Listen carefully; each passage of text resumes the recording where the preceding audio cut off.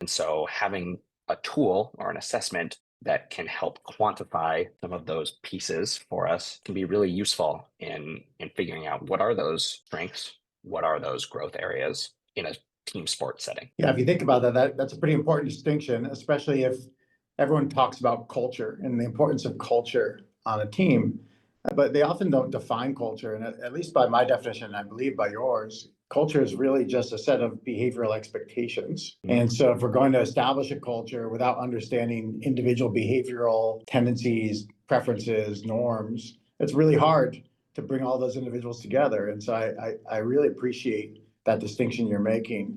And specifically with the DISC assessment, it's a measuring these four different dimensions of an individual athlete.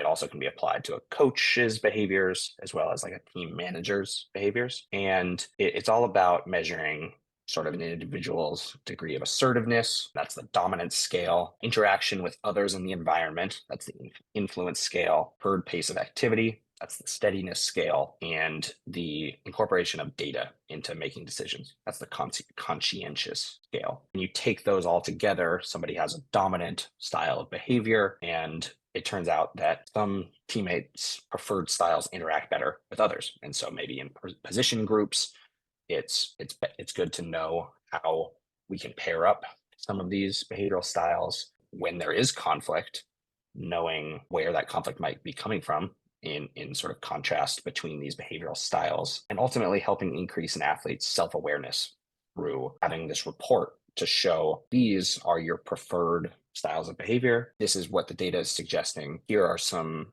ways that you might sort of accommodate other behavioral styles on your team. There's no best or right disc profile. In the modern era, I think the best coaches are able to understand the athlete and modify their style to bring out the best in that athlete.